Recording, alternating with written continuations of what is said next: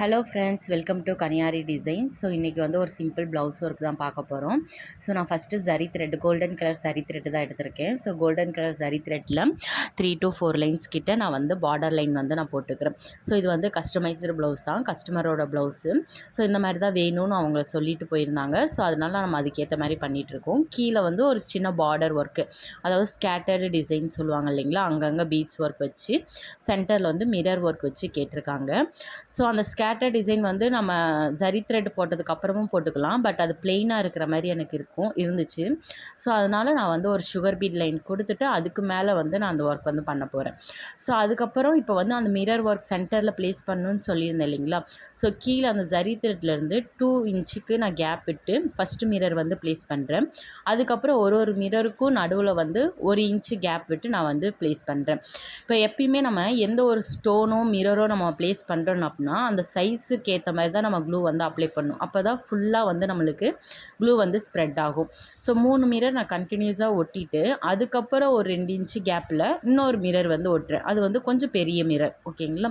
So மொத்தமாகவே 5 mirror இருக்கும். இப்போ 4 மிரர் ப்ளேஸ் பண்ணியிருக்கோம். அந்த பெரிய மிரருக்கு மேலே ஒரு மிரர் வந்து நம்ம ப்ளேஸ் பண்ணுவோம். அது ஃபைனலாக நான் பண்ணுவேன். ஏன்னா அந்த பெரிய மிரருக்கு மேலே வந்து ஒர்க் அவுட்லைன் கொடுப்போம். ஸோ அது எந்தளவுக்கு ஸ்பேஸ் பிடிக்குதுன்னு பார்த்துட்டு அதுக்கப்புறம் நான் அது ப்ளேஸ் பண்ணுவேன். ஸ்கேட்டர் டிசைன் சொன்னேன் இல்லைங்களா. ஸோ என்னென்ன மெட்டீரியல்ஸ்னால் sugar bead, 3mm pearl bead, white colour bead, அது வந்து 3mmல கேட்டிருந்தாங்க. அவங்க கஸ்டமர் வந்து உங்களுக்கு எப்படி வேணுமோ இந்த பட்ஜெட் அமௌண்ட் இது தான், இதுக்குள்ளே எனக்கு பண்ணி கொடுத்துருங்க அப்படின்னு சொல்லிட்டாங்க. இது ப்ளவுஸ் வந்து நம்ம சாரீ ப்ளவுஸில் பண்ணுறதுனால நம்ம கோல்டன் கலர் ஒர்க் வந்து அந்தளவுக்கு விசிபிளாக தெரியாது. ஸோ அதனால் நான் ஒயிட் கலர் பீடுமே இன்க்ளூட் பண்ணிக்கிட்டேன். ஏன்னா ஒயிட் கலர் மதும் நம்மளுக்கு நல்லாவே விசிபிளாக தெரியும் அப்படின்னு சொல்லிட்டு. சுகர் பீடு வந்து சிங்கிளாக நம்மளுக்கு ஸ்டிச் பண்ணால் விசிபிளாக இருக்காதுன்னு சொல்லிட்டு நான் 2 பீடாக நான் ஸ்டிச் பண்ணிக்கிறேன். ஸோ பீட் லாக் நம்ம போட்டிருப்போம் இல்லைங்களா. ஸோ எப்பயும் போல் பீடு 2 சுகர் பீட் லோட் பண்ணிவிட்டு ஒரு ஸ்டிச்சு குட்டி லாக் போட்டு திரும்ப அது பேக்வேர்டில் நம்ம அந்த பீடை வந்து லாக் பண்ணுவோம். ஸோ அந்த மாதிரி தான் லாக் பண்ணி போகிறேன். இதே சேம் மெத்தடில் தான் 3mm ஒயிட் பீடுன்னு சொல்லிட்டு எல்லாத்தையுமே நம்ம வந்து பண்ணணும். ஃபஸ்ட்டு நான் வந்து சுகர் பீடு எடுத்துக்கிட்டேன்னா ஒரு எண்டுலேருந்து இன்னொரு எண்டு ஃபுல்லுமே சுகர் பீடு ஃபுல்லாக ஸ்டிச் பண்ணுவேன். திரும்ப அந்த எண்டுலேருந்து ரிவர்ஸ் வரும்போது 3mm ஃபுல்லாக ஸ்டிச் பண்ணுவேன். ஸோ ஏதாச்சும் ஒரு மெட்டீரியல் எடுத்துட்டு தான் ஃபுல்லாக கம்ப்ளீட் பண்ணிட்டு தான் நெக்ஸ்ட் மெட்டீரியல் எடுப்பேன். ஏன்னா ஒரு பிளேஸ்லேயும் நம்ம ஸ்டார்டிங்லேருந்தே ஒட்டி ஸ்டிச் பண்ணுறோம் அப்படின்னா மெட்டீரியல் வேறு எடுக்கும்போது நம்மளுக்கு டைம் வந்து ரொம்ப எடுக்கும். ஸோ அதனால் நான் வந்து ஒரு லைன் முடிச்சதுக்கப்புறம் ஒரு மெட்டீரியல் முடிச்சதுக்கப்புறம் தான் இன்னொரு மெட்டீரியல் வந்து உள்ளே அங்கங்கே பண்ணுவேன். நெக்ஸ்ட் அந்த மிரர் வந்து இப்போ நம்மளுக்கு ட்ரை ஆகி இருக்கும் இல்லைங்களா. இப்போ வந்து நான் ஒர்க் பண்ணுறேன். அது வந்து நான் 5 பார்ட்டிஷனாக பிரிச்சுக்கிட்டேன். அந்த பார்ட்டிஷனாக பிரித்ததில் ஜரி த்ரெட்டால் நான் ஸ்டிச் பண்ணுறேன், ஓகேங்களா. ஒரு டாட்லேருந்து இன்னொரு டாட்டுக்கு ஒரு செயின் ஸ்டிச்சு, லாக் எதுவும் போடல. திரும்ப அந்த டாட்லேருந்து இன்னொரு டாட்டுக்கு செயின் ஸ்டிச்சு. ஸோ அந்த மாதிரி நான் கண்டினியூஸாக நான் வந்து ஸ்டிச் பண்ணுறேன். எத்தனை ஸ்டிச்சஸ் பண்ணணும் அப்படின்னா எனக்கு வந்து அந்த திக்னஸ் எந்த அளவுக்கு வேணுமோ நான் அந்த அளவுக்கு நான் ஸ்டிச் பண்ணிக்கிறேன். 7 to 8 டைம்ஸ் நான் வந்து ஸ்டிச் பண்ணியிருப்பேன்னு நினைக்கிறேன். கவுண்டிங் சரியாக தெரியல. ஃபைனலாக எனக்கு அந்த திக்னஸ் போதும் அப்படின்றதுக்கப்புறம் நான் ஜரி த்ரெட்டால் அவுட்லைன் கொடுத்து நான் அந்த ஒர்க்கை வந்து ஃபினிஷ் பண்ணிக்கிறேன்.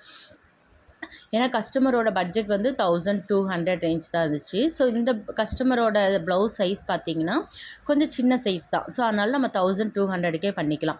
இதோட அப்ராக்சிமேட் ரேட் எப்படி இருக்குன்னா 1200லேருந்து 1500 வரைக்கும் நம்ம வந்து ப்ரைஸ் வந்து ஃபிக்ஸ் பண்ணிக்கலாம். ஏன் அந்த ரேஞ்ச் சொல்கிறேன் அப்படின்னா, ஏன்னா என்னோடய வீடியோஸ்லேயும் பார்த்தீங்க அப்படின்னா நான் 2 ப்ரைஸ் சொல்லியிருப்பேன். எதுக்காக அப்படின்னா ஒருத்தர் ஒரு சைஸில் சொல்லுவாங்க. நம்ம கஸ்டமைஸ்டு ப்ளவுஸ் பண்ணுறோம். அப்போ அந்த கஸ்டமரோட சைஸை பொறுத்து நம்ம கம்மியாகவோ கூடவோ நம்ம வந்து வாங்கிக்கணும், ஓகேங்களா. ஸோ ஃபஸ்ட்டு அந்த 3 மிரருக்குமே நான் வந்து சேம் ஒரே மாதிரி ஸ்டிச்சஸ் பண்ணிக்கிறேன். ஃபைனலாக இந்த பெரிய மிரருக்கு நான் என்ன ஸ்டிச்சஸ் பண்ணுறேன்னா கொஞ்சம் அட்வான்ஸ் ஸ்டிச்சஸ் மாதிரி. எப்படின்னா அங்கங்கே நான் பார்ட்டிஷன் பிரிக்காமல் ஏதோ ஒரு பிளேஸ்லேருந்து ஒரு செயின் ஸ்டிச் ஸ்டார்ட் பண்ணி கொஞ்சம் லென்த்தாக எடுத்துக்கிறேன். லென்த்தாக எடுத்துகிட்டு திரும்ப அதே பொசிஷன்லே அதே ஃப்ளோர்லே நான் வந்து திரும்ப நான் வந்து அப் அண்ட் டவுனில் நான் ஸ்டிச் பண்ணும் போது எனக்கு வந்து ஒர்க்கு வந்து கொஞ்சம் நீட்டாக கிடைக்கும். ஸோ ஃபைனலாக ஃபினிஷ் பண்ணதுக்கப்புறம் இப்போ இதுக்கான ஸ்டிச்சஸ் வந்து எங்களுக்கு தெரியலை. வீடியோஸ் வந்து சில பேருக்கு வந்து பண்ணணும்னு ஆசையாக இருக்கும். பட் இன்னும் கற்றுருக்க மாட்டீங்க. இது லேர்ன் பண்ணவங்களுக்கு இந்த ஸ்டிச்சஸ் என்னன்னு தெரியும். பட் புதுசாக பார்க்குறவங்களுக்கு தெரியாது. ஸோ நம்ம சேனலில் வந்து இப்போ தான் கொஞ்ச நாளாக நம்ம போட்டுட்ருக்கோம். ஸோ நெக்ஸ்ட் வீக்லேருந்து நான் கிளாஸுக்கான வீடியோஸ் வந்து ஷேர் பண்ண போகிறேன். ஏன்னா நிறைய பேர் இன்ஸ்டாவில் எனக்கு என்கொயரி பண்ணுவாங்க. கிளாஸுக்கு வந்து டவுட் கேட்பாங்க. சில பேர் கற்றுக்கிட்டவங்க டவுட் கேட்பாங்க. அப்போ வந்து சில பேர் வந்து என்னால் இவ்வளோ ஃபீஸ் வந்து அஃபோர்ட் பண்ண முடியலன்னு சொல்லுவாங்க. ஸோ அவங்களுக்குலாம் இது யூஸ்ஃபுல்லாக இருக்கும்னு நினைக்கிறேன். பண்ணிக்கிறேன். ஸோ வீக்லி த்ரைஸ் வந்து நான் வீடியோஸ் வந்து அப்லோட் பண்ணுவேன். 3 தடவை நான் அப்லோட் பண்ணுவேன். எதுக்காக 3 தடவைனா, அப்போ தான் நான் ஒரு வீடியோ அப்லோட் பண்ணதுக்கப்புறம் உங்களுக்கு வந்து கேப் ஒரு நாள் கிடைக்கும் நீங்கள் ப்ராக்டிஸ் பண்ணுறதுக்காக. ஸோ அதனால நான் வந்து வீக்லி த்ரைஸ் வந்து அப்லோட் பண்ணுவேன். ஸோ லேர்ன் பண்ணிக்கோங்க. உங்களுக்கு ஏதாச்சும் டவுட்னா நீங்கள் கமெண்ட் பண்ணுங்கள். கண்டிப்பாக நான் வந்து உங்களுக்கு ரிப்ளை பண்ணுவேன். ஸோ அந்த ஸ்டிச்சஸ் வந்து மிரருக்கு முடிச்சதுக்கப்புறம் நான் சுகர் பீடால் ஒரு ரவுண்டு வந்து ஒரு லைன் பண்ணிக்கிறேன். திரும்பவும் சுகர் பீடாலே நான் இன்னொரு லைன் வந்து பண்ணிக்கிறேன். ஸோ கீழே வந்து கஸ்டமர் ஒரு ரெஃபரன்ஸ் ப்ளவுஸ் கொடுத்துட்டு அதில் வந்து அவங்க பட்ஜெட் அமௌண்ட் வந்து சொல்லிட்டாங்க. நான் வந்து த்ரெட்டால் மட்டும்தான் பண்ணியிருந்தேன். பட் கேப் வந்து கொஞ்சம் அதிகமாகிருச்சு. ஸோ நம்ம எப்பயுமே மெஷர் பண்ணும்போது கரெக்டாக மெஷர் பண்ணி தான் பண்ணுவோம். பட் இன்கேஸ் கேப் அதிகமாகிடுச்சுன்னா அது எப்படி ஃபில் பண்ணணுமோ அதுக்கேற்ற மாதிரி ஃபில் பண்ணிவிட்டு கொடுக்கணும். கேப் அதிகமாக இருக்குன்னு அப்படியே கொடுத்துட்டோன்னா நம்மளுக்கு ப்ளவுஸ் ஒர்க் பார்க்க நல்லா இருக்காது. ஸோ 2 லைன் சுகர் பீட் கொடுத்துட்டு அதுக்கப்புறம் நான் 3 mmல வந்து ஒரு லைன் கொடுத்துக்கிறேன். ஏன்னா கஸ்டமர் வந்து அந்த பெரிய மிரருக்கு சுற்றி எனக்கு கொஞ்சம் ஒர்க் இருந்தால் போதும், அது எப்படி வேணாலும் நீங்கள் பண்ணிக்கோங்க அப்படின்னு சொல்லிட்டாங்க. ஸோ அதனால் நான் 2 சுகர் பீடு ஒரு 3 mm லைன் கொடுத்துட்டு அதுக்கப்புறம் சக்கரியால் நான் வந்து ஸ்டிச் பண்ண போகிறேன். அதேமாதிரி கீழேயுமே மிரரில் வந்து கேப் இருக்குதுன்னு சொல்லியிருந்தேன் இல்லைங்களா? ஸோ அங்கேயுமே நான் 3 mmஆல் ஃபைனலாக நான் வந்து அவுட்லைன் வந்து நான் கொடுப்பேன். ஸோ சக்கரி வந்து எல்லாருக்குமே தெரியும். நம்மளுக்கு வந்து அந்த ஸ்டோன் வந்து ஜர்கான் ஸ்டோன் வந்து ப்ளேஸ் பண்ணுறதுக்காக அந்த சக்கரி வந்து யூஸ் பண்ணுவோம். இன்னொரு மிரர் நம்ம ப்ளேஸ் பண்ணோன்னு சொல்லியிருந்தேன் இல்லைங்களா? ஸோ அதுக்கு வந்து 1 inch கேப்பில் திரும்பவுமே நான் வந்து இன்னொரு மிரர் வந்து ப்ளேஸ் பண்ணிக்கிறேன். ஏன் இப்போவே ப்ளேஸ் பண்ணேன்னா, நான் அந்த சக்கரி ஸ்டிச் பண்ணுறதுக்குள்ளே எனக்கு அது வந்து ட்ரை ஆகிரும். அப்போ நான் வந்து ஒர்க் வந்து நான் ஸ்டார்ட் பண்ணிக்கலாம். ஏன்னா எப்பயுமே நம்ம க்ளூ வச்சு ப்ளேஸ் பண்ணுறோம் அப்படின்னா ஒரு 10 to 15 minutes ஆச்சு நம்ம விட்டுட்டு ட்ரை ஆனதுக்கப்புறம் தான் ஒர்க்ஸ் வந்து ஸ்டார்ட் பண்ணணும். இப்போ சக்கரி வந்து நான் ஸ்டிச் பண்ணுறேன். ஃபஸ்ட்டு வந்து சென்டரில் ஸ்டிச் பண்ணிவிட்டு அதுக்கப்புறம் சென்டர்லேயே ஒரு குட்டி லாக் போட்டுட்டு அதுக்கப்புறம் தான் அவுட்டரில் ஸ்டிச் பண்ணணும். ஸோ நான் ஸ்டிச் பண்ணுறதை பாருங்கள், உங்களுக்கு தெரியும். ஃபஸ்ட்டு நான் சக்கரி எடுத்துகிட்டு ஃபஸ்ட்டு உள்ளே ஒரு ஸ்டிச்சு, அதுக்கப்புறம் திரும்ப ஒரு குட்டி லாக்கு, அதுக்கப்புறம் தான் வெளியில் ஸ்டிச் பண்ணுவேன். ஸோ இந்த மாதிரி கண்டினியூஸாக நான் வந்து ஸ்டிச் பண்ணிக்கிறேன். ஸோ மேலேயும் அதே மாதிரி கீழே என்ன ஒர்க் பண்ணமோ அதே ஒர்க் தான் மேலே இருக்கிற அந்த குட்டி மிரருக்கும் நான் பண்ணியிருக்கேன். மேலேயுமே சக்கரி வச்சுருக்கேன். ஸோ இந்த சக்கரிக்குள்ளே நான் ஜர்கான் ஸ்டோன் வந்து ப்ளேஸ் பண்ண போகிறேன். ஸோ அதுக்காக நான் க்ளூ வந்து ப்ளேஸ் பண்ணிவிட்டு ஒரு 2 minutes நான் ட்ரையாக விட்டுட்டு அதுக்கப்புறம் நான் வந்து அந்த ஜர்கான் ஸ்டோனை வந்து நான் ப்ளேஸ் பண்ணுறேன். அப்போ வந்து எனக்கு ஈஸியாக இருக்கும்.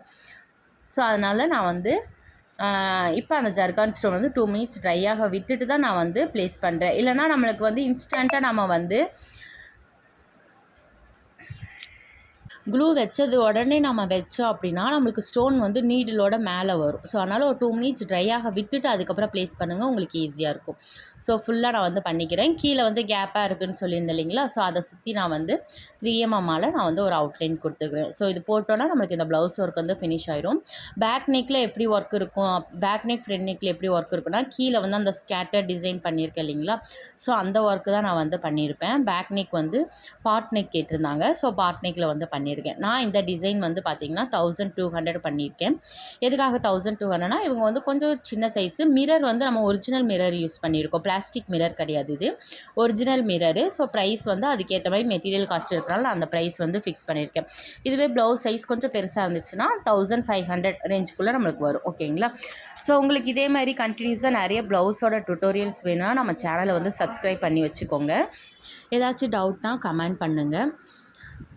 ஃபைனலாக நான் வந்து ப்ளவுஸோட ஃபுல் பிக் வந்து நான் உங்களுக்கு ஷேர் பண்ணியிருப்பேன். கஸ்டமர் வந்து நம்மளுக்கு ஒர்க் மட்டும்தான் கேட்டிருந்தாங்க. ஸோ ஒர்க் மட்டும் பண்ணிவிட்டு நம்ம கொடுத்துட்டோம்.